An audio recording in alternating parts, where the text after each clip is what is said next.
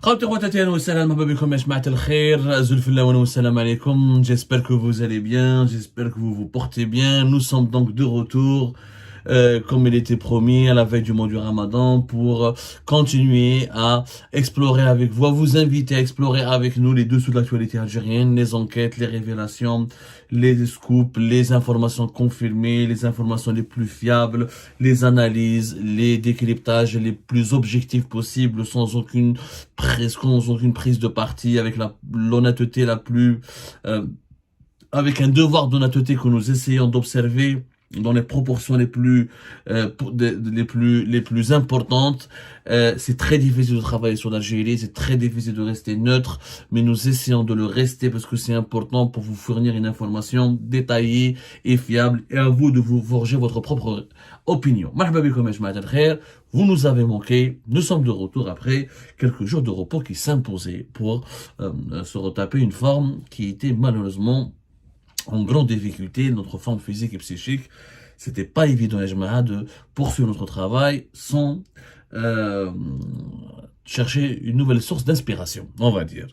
Ejmaha al-Khair, cette année 2024 va être marquée par les élections présidentielles en Algérie. C'est l'événement phare. Le régime algérien fait tout pour ne pas en parler.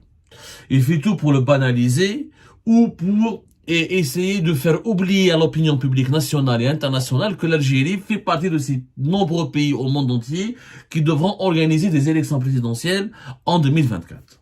Eh ben, la grande puissance, les États-Unis d'Amérique, n'ont pas oublié cet événement phare, n'ont pas oublié cet agenda très sensible, très délicat. Nous avons beaucoup parlé de la probabilité du scénario catastrophique que certaines officines du régime algérien préparaient pour, en prévision d'une annulation ou d'un report des élections présidentielles prévues avant le 19 décembre 2024. Ça a fait réagir le régime, ça a fait réagir la PS, la présidence de la République. Ils nous ont insultés, ils nous ont injuriés, et ils ont confirmé que les élections allaient se tenir conformément à la Constitution. Mais depuis, il n'y a plus aucune déclaration ni de la part du gouvernement, ni de la part de la présidente de la République, et même, on parlera tout à l'heure, quelques hommes de personnalités politiques plutôt commencent à s'agiter pour parler de la situation du pays. Il n'en demeure pas moins que le régime est revenu à sa vieille habitude, enfin à sa doctrine qu'il avait initiée dès le départ par rapport à cette élection présidentielle, faire en sorte que c'est un événement qui est banal, alors qu'il ne l'est pas, parce qu'il va déterminer l'avenir du pays. Et on ne sait pas si Abdelmadjid Tebboune devra rester, ou est-ce qu'il doit rester, qui veut qu'il reste, qui veut qu'il parte, et qui peut lui succéder éventuellement. Eh ben, les États-Unis d'Amérique, en tant que première puissance universelle, en tant que l'un des partenaires les plus importants de l'Algérie, a compris la nécessité de suivre de près ce qui va se passer, la situation en Algérie, et la diplomatie algérienne a décidé de changer l'ambassadeur des États américains à Alger. Ils ont même, la diplomatie américaine, le secrétariat d'État, conduit par Anthony Blinken, depuis l'arrivée de Joe Biden au pouvoir, qui est l'équivalent du ministère des Affaires étrangères, a décidé d'envoyer vers l'Algérie comme nouvel ambassadeur l'un de ses plus importants experts du Maghreb et du monde arabe, et l'un de ses diplomates les plus chevronnés, mais aussi l'un de ses diplomates les plus durs, les plus sévères, et ceux qui sont l'habitude d'exercer des pressions, ou ceux qui sont chargés d'exercer des pressions ou de soumettre les partenaires des États-Unis d'Amérique ou les pays avec lesquels les États-Unis d'Amérique ont des différends, des divergences ou des problèmes, de les soumettre à une énorme pression, parce que le nouvel ambassadeur américain s'appelle en réalité Yoshua Harris. Ce n'est pas n'importe qui, c'était le sous-secrétaire d'État adjoint du département des États chargé des affaires du Proche-Orient. Il y avait le secrétaire d'État qui est Anthony Blinken, l'équivalent du ministre des Affaires étrangères. Yoshua Harris, il était sous-secrétaire d'État. Il était l'adjoint du ministre des Affaires étrangères, chargé uniquement des affaires du Proche-Orient et du Maghreb. Chargé des affaires du Proche-Orient et du Maghreb, et il n'est pas n'importe qui, c'est encore une fois un grand connaisseur du Maghreb, c'est un grand connaisseur de la région du monde arabe. Il a été en poste en Libye, il a été en poste en Tunisie. Alors, il faut savoir que c'est un diplomate hyper compétent parce qu'il est polyglotte, il parle plusieurs langues, il parle l'arabe, il maîtrise même différents dialectes de l'arabe. Genre l'arabe en Tunisie, l'arabe de la Libye. On dit qu'il parle aussi au moins le croate. On dit qu'il parle aussi le croate le français, l'italien, le polonais et le slovène. C'est quand même incroyable pour un diplomate. Alors, il parle l'arabe à travers plusieurs de ces variantes dialectales, le croate, le français, l'italien, le polonais et le slovène. Donc, vous avez bien compris, il est francophone et arabophone à la fois. C'est ce qui lui permet d'avoir une grande connaissance de la région du Maghreb. Il faut savoir qu'auparavant, il était Yoshua Harris, n'est vraiment pas n'importe qui. Depuis le 17 juillet 2022, donc il était sous-secrétaire chargé du bureau du Proche-Orient et du Maghreb.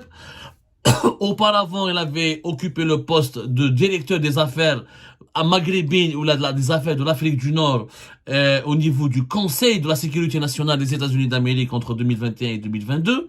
Il était en charge de l'élaboration d'une stratégie américaine envers les pays du Maghreb. Il était ensuite chef de mission, adjoint et chargé d'affaires à l'ambassade des États-Unis à Tripoli en Libye, ensuite au bureau extérieur des États-Unis d'Amérique en Libye. Il y avait un bureau extérieur qui était chargé au niveau de l'ambassade des États-Unis d'Amérique en Tunisie. Il y avait un bureau extérieur chargé de la Libye, c'est lui qui le gérait en Tunisie. Il a travaillé en Tunisie de 2019 à 2021. Il a été ensuite chargé spécialement par le département d'État américain de s'occuper du bureau des affaires maghrébines au sein du bureau des affaires du Proche-Orient du département d'État. Avant de devenir sous-secrétaire d'État en 2022, entre 2021 et 2022, il était en charge uniquement du Maghreb. À partir du 18 juillet 2022, il est devenu le responsable de la région du Maghreb et du Moyen-Orient au niveau du ministère des Affaires étrangères. C'est un dur à cuire. Voilà, on va dire un dur à cuire. C'est franchement, il est considéré comme un dur à cuire parce qu'il était l'envoyé spécial des présidents de la Maison Blanche pour la coalition mondiale mobilisée contre Daesh en Irak et en Syrie. Il était ensuite directeur spécialisé de l'Irak au niveau du Conseil de sécurité nationale des États-Unis d'Amérique. Et quand on travaille au sein du Conseil de sécurité nationale aux États-Unis d'Amérique, ce n'est pas n'importe quoi. C'est qu'on a des rapports très importants avec la CIA ou avec le Pentagone et les organisations les plus et les services secrets américains, ou les directions ou les services de sécurité américains les plus importants. Donc c'est vraiment pas n'importe quoi quand on est membre du Conseil de sécurité nationale des États-Unis d'Amérique. Et c'est un organisme quand même, qui est en charge de piloter toutes les opérations sécuritaires à l'intérieur et à l'extérieur des États-Unis d'Amérique. Donc c'est une instance extrêmement importante et extrêmement sensible. Et être spécialiste du Maghreb, du Moyen-Orient et des pays comme l'Irak et la Syrie, il faut vraiment avoir d'excellentes relations dans la Syrie. Et généralement, ce genre de diplomates sont aussi des espions. Les diplomates français qui étaient en poste à Alger sont devenus, à 2 reprises, 2 anciens ambassadeurs français à Alger sont devenus ensuite les patrons de la DGSE, qui est le service d'enseignement extérieur français. Aux États-Unis, beaucoup d'anciens ambassadeurs, ou beaucoup de diplomates sont aussi des agents et des responsables de la CIA ou non déclarés, ou ensuite ils vont devenir des responsables importants de certaines directions importantes de la CIA. C'est un véritable un dur à cuire, d'autant plus Yajma Al-Khair que il n'a pas fait que le monde arabe, il a fait aussi des régions compliquées comme les Balkans. C'est pour ça qu'il parle le slovène, parce qu'il a été en poste en Slovénie, il était à Ljubljana. Et il connaît la Croatie, c'est pour ça qu'il parle le croate, donc il s'est intéressé au Balkan. En fait, c'est le monsieur qui est en charge au niveau du Conseil de sécurité nationale des États-Unis d'Amérique, comme au niveau de la diplomatie américaine, c'est celui qui est en charge des régions les plus compliquées, les plus complexes, les Balkans, le Proche-Orient et le Maghreb. Là où il y a des risques de guerre, là où il y a du terrorisme, là où il y a une instabilité, là où il y a des tendances séparatistes. Donc, c'est pour ça que on le considère aux États-Unis d'Amérique comme un véritable un dur à cuire. Voilà, en quelque sorte. Pourquoi le 29 février dernier, c'est Joe Biden qui a proposé sa nomination. À la belle, comme aux États-Unis d'Amérique, il y a tout un processus pour accréditer et nommer les ambassadeurs américains à l'étranger. Donc il faut attendre l'aval du Sénat, etc. Mais ça devrait se faire.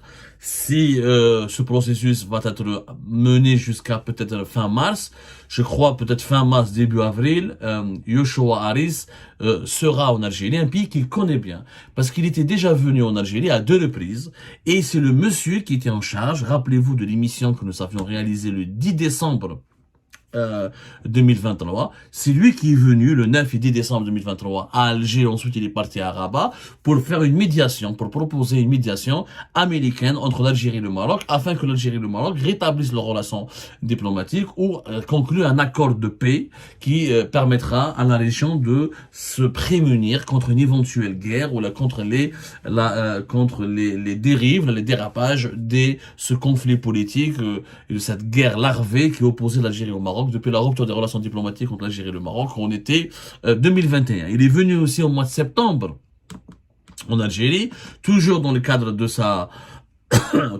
médiation entre le Maroc et l'Algérie. Il avait été à Tindouf, il a parlé du Sahara occidental, il a parlé des relations de la position américaine, et revoyez son interview.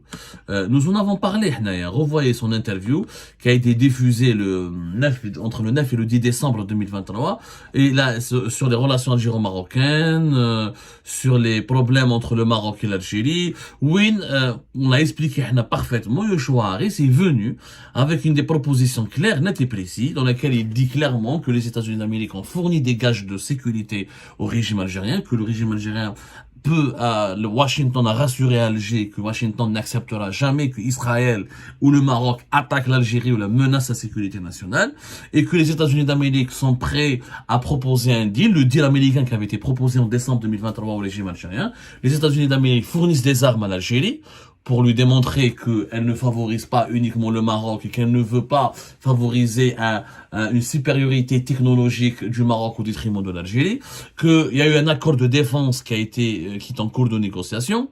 Il y a eu une rencontre bilatérale algéro-américaine, rappelez-vous, qui s'est déroulée d'ailleurs au début du mois de décembre 2023. C'était au début du mois de décembre. Comment on appelle ça? C'est un conseil de coopération algéro-américaine. Les États-Unis d'Amérique se sont beaucoup rapprochés de l'Algérie. Voilà. C'était le dialogue militaire conjoint entre l'Algérie et les États-Unis d'Amérique. Il était entre le 4 au 6 décembre. Et juste après ce dialogue militaire, Yoshua Harris est venu en Algérie donc pour accentuer la pression, parce qu'il a exercé beaucoup de pression.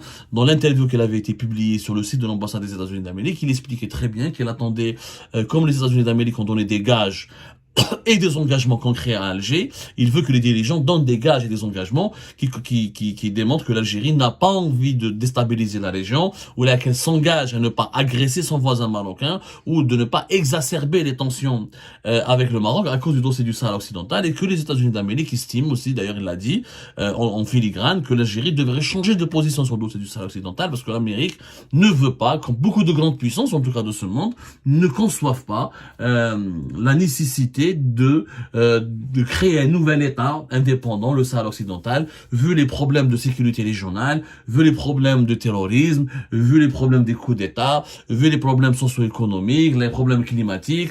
Les États-Unis d'Amérique ne défendent pas, ils ne veulent pas d'un État indépendant qui s'appellerait le Sahara occidental. Ils considèrent que le Maroc devrait exercer sa souveraineté et qu'une autonomie renforcée ferait l'affaire. Donc voilà, Yoshua Harris, c'est le monsieur qui est venu à Alger au moins à 2 reprises, je dis bien au moins à 2 reprises, pour faire pression sur les dirigeants algériens, pour leur parler, pour les convaincre d'arrêter de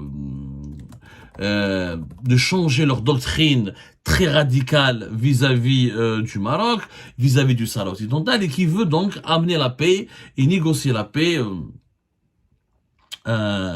avec en pesant sur les dirigeants algériens pour les amener à conclure un accord de paix avec le Maroc. Sa nomination en tant qu'ambassadeur américain à Alger, le message est clair de la part de Washington.